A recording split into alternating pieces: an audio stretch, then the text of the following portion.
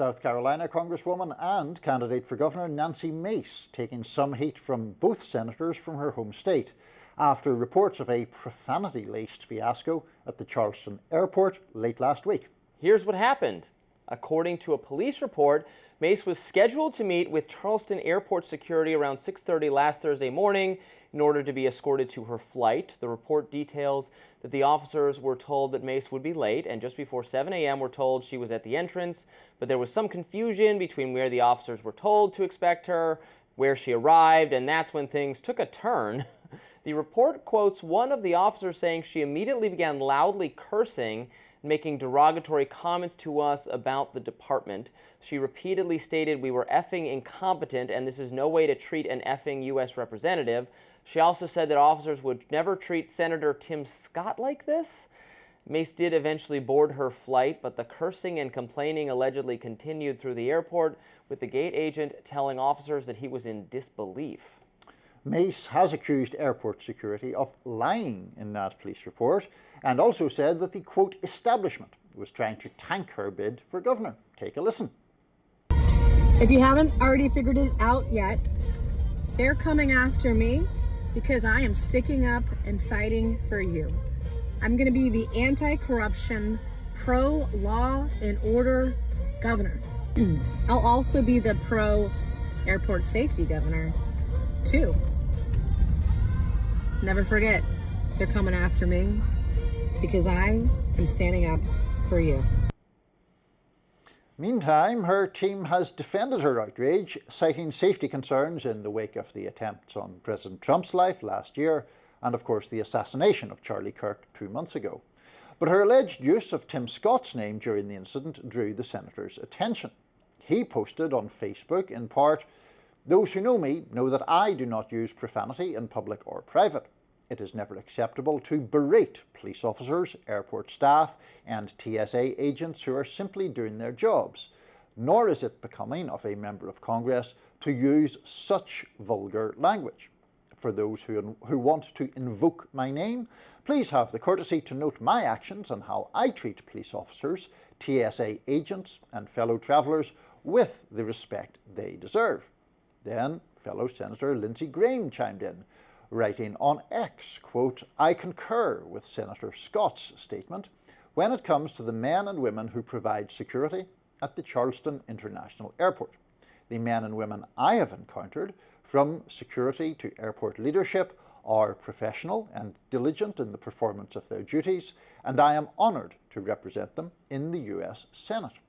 Those condemnations set Mace off. She proceeded to go on a posting spree, attacking Graham and Scott, at one point posting in part to X, "Punching down and shaming and attacking a woman with thousands of death threats is a wild take. Why are two men with half a dozen personal security guards everywhere they go offended by a woman who has been assaulted her for beliefs and can't get the same security?" Mace punctuated the post with, quote, "Odd, fascinating, weird. Let me say this very clearly, real men protect women." Mace also announced last night on X that she plans on suing both American Airlines and Charleston Airport for defamation, again alleging that airport and airline employees conspired to create a false incident report to interfere in her campaign for governor. And wow. Nancy. How do we say this? I know, it's actually quite difficult. I think I know what you're going to say. She's not well. Well, that is certainly a widely held view, I think, among people on Capitol Hill. This is psychotic behavior. I don't know what else to say. The way she is behaving, and this is not a one-off incident. It is in all of her communications, the way she posts online, the routine conflict. She has conflict constantly with everyone. Her behavior, accusing former boyfriend or fiance when she was on the floor where she's immune from defamation because of the structure of the Constitution. She has a kind of conspiratorial thinking that everyone's out to get her at all times. Look, I have no idea whether the security handled her correctly, and maybe they didn't. But you gotta, if you're an elected representative or just a person of importance, you got to watch how you comport yourself around people, and everybody's trying to do their best, and if you're frustrated, you can communicate that in the respectable channels and talk about why the security was inadequate, but you can't just curse people out all the time as an elected representative. I say this is kind of Katie Porter type stuff. We talked about that. I mean, this is worse than that. This is you can't treat people like that. It's going to get back to your constituents, to the elected people, and then she's lashing out at Tim Scott over it. Who's like a nice guy, and and I don't, I disagree very much strongly with Lindsey Graham on a whole lot of things, but she's like trying to make everything about her.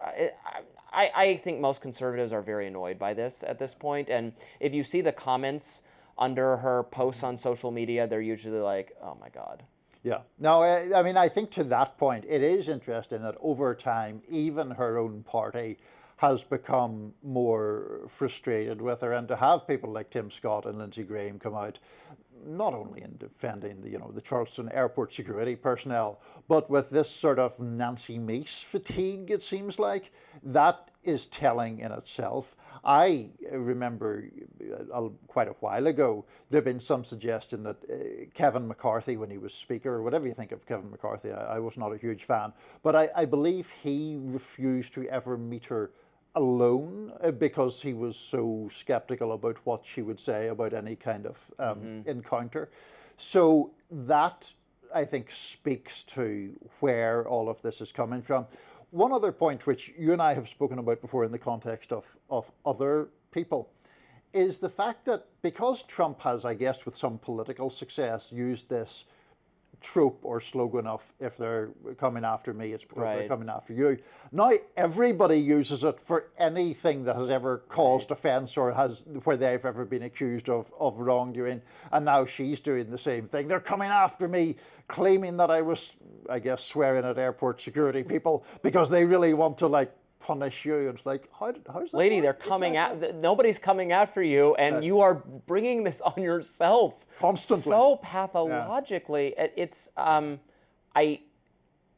genuinely, she seemed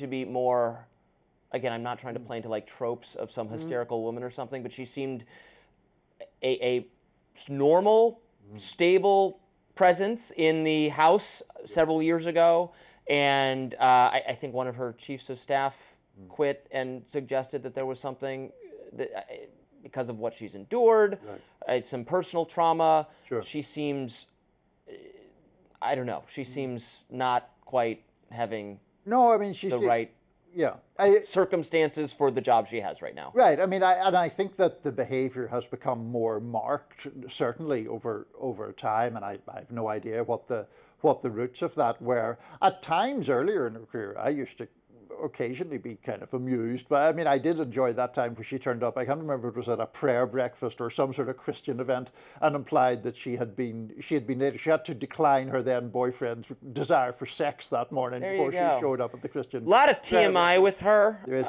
She tweeted the other day, "It's Adam and Eve, not Adam and Steve," which is like an anti-gay joke. Which fine, but she was famously in support of or she's more supportive of gay marriage and non-gay discrimination. She's much more moderate than a lot of conservatives. But so then, I don't care. But it's just, I know. Chuck your own positions. What is this? Well, also the Adam and Eve, not Adam and Steve, is that's a slogan I haven't heard since about 1986 or something. That seems a long time ago that was a really any sort of thing that even was used then. Right. Terrible. She's well, she's a character. We wish her well. We do, yes, always. Republicans are reeling after being swept by Democrats in Tuesday's elections. Up next, why Megyn Kelly says the Republican Party is not strong at this moment.